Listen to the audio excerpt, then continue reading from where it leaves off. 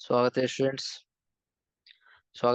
यहाँ पे क्वेश्चन है कि two identical thin rings each of radius R coaxially placed at a distance R. पहले डायग्राम बना लो। जैसे ये एक रिंग हो गया, ठीक है, और इससे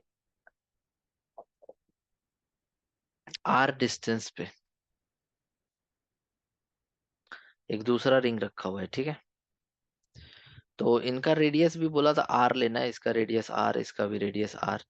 दोनों कोएक्सियली रखा हुआ है, ये रेडियस आर है, ये डिस्टेंस आर है, ये रेडियस आर है। इस तरह से डायग्राम दिया हुआ है, ठीक है। और दोनों आइडेंटिकल रिंग्स है। इसका मास है 2m, इसका मास है 4m। तो वर्क डन बताना है कि अगर हम किसी मास को एम मास को यहाँ से उठा करके यहाँ पे ले जाते हैं तो मेरा कितना वर्क मेरे को करना पड़ेगा। तो मान लो इसको ए बोल देते हैं, इसको बी बोल देते हैं। तो देखो, वर्क डन जो भी यहाँ पे हम करेंगे वो ड्यू टू कंजर्वेटिव फोर्स होगा। जो भी हम हम जो वर्क करेंगे वो work done due to external force होगा। और मेरे को वर्क करना पड़ेगा अगेंस्ट द ग्रेविटेशनल फोर्स। तो work done by the conservative force या फिर gravitational force is equal to minus delta U. Okay. And the work done by the conservative force is equals to minus delta u, या फिर work done by the external force is equal to minus of work done by the conservative force, so which is equals to delta u. That means कि अगर हम work done निकालना चाहते हैं question के हिसाब से, जो भी वर्क डन मेरे से पूछा गया है वो हो जाएगा u final minus u initial. Final कौन है? b, तो u b minus u a। तो पोटेंशियल एनर्जी एट b कितना होगा? पोटेंशियल एनर्जी एट बी कितना होगा? Potential energy at B equal to, इसका नाम रख दो रिंग वन, इसका नाम रख दो रिंग टू।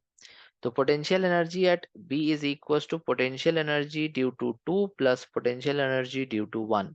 देखो, टू की वजह से पोटेंशियल एनर्जी हो जाएगा माइनस जी, रिंग का मास है 4m, minus G M, particle का mass m, minus G M M by centre पे है तो minus G M M by are.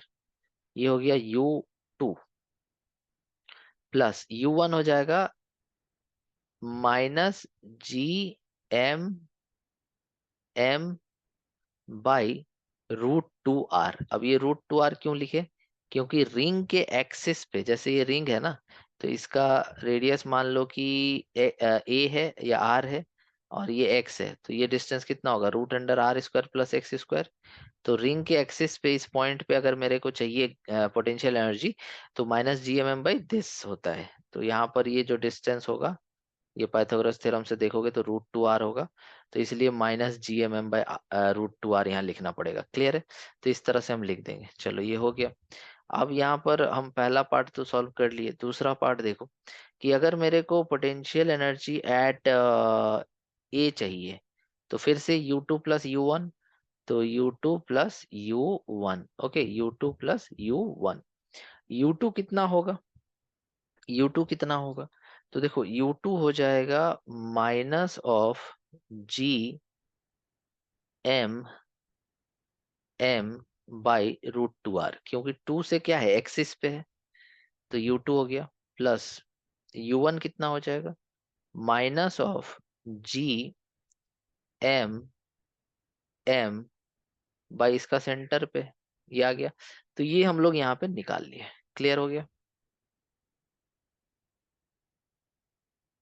तो यहाँ पे हम लोग ये निकाल लिए, ठीक है। तो अब हम चेंज निकालेंगे। तो चेंज कैसे निकलेगा? चेंज कैसे निकलेगा? तो U B minus U A, U B का वैल्यू कितना है? -4GM² by R -2GM² by √2R। क्या हो गया? यू बी माइनस यू ए, तो -4GM² by √2R -2GM² by R। Bracket open करो तो माइनस से प्लस हो जाएगा, और ये माइनस माइनस मिलके प्लस हो जाएगा यहाँ पे, और उधर माइनस माइनस मिलके प्लस हो जाएगा। तो ब्रैकेट ओपन करने के बाद एक स्टेप और ऐड कर देना तुम खुद से, ठीक है। चलो, ये आ गया। अब देखो, 4GM² बाई R, यहाँ से 4GM² बाई R कॉमन आ जाएगा। तो 4GM² या पूरे में से कॉमन ले लो एक बार, एक ही बार पूरे में से तुम कॉमन ले लो, GM² बाय R। यहाँ बचेगा -4, यहाँ बचेगा -2/√2, यहाँ बचेगा 4/√2, यहाँ बचेगा 2 बचेगा। तो -4 और +2 कितना हो जाएगा, -2, -2/√2 +4/√2, तो +2/√2, ऐसा कुछ आएगा।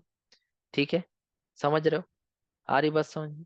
तो अब तुम देखो, तो यहाँ से एलसीएम लो, तो work done by the external force is equal to हो जाएगा GM² अपॉन R 2√2। तो 2 माइनस 2√2 बाई, अच्छा इस फॉर्मेट में आंसर नहीं दिया, डिवाइड करके एलसीएम नहीं लेना पड़ेगा। तो ये हो जाएगा -2 + √2। ठीक है, ऐसा कुछ हो गया। अब अगर हम चाहें तो यहाँ से √2 बाहर ले ले, कॉमन ले ले, तो √2 GM² बाय R हो जाएगा, और यहाँ बचेगा 1 और यहाँ बचेगा √2, सो 1 माइनस √2। अब देखो ऑप्शन नंबर बी मैच हो जाएगा। तो ये पूरा तरीका समझाने का प्रयास किया, उम्मीद आप समझ पाएंगे। Thank you so much for watching.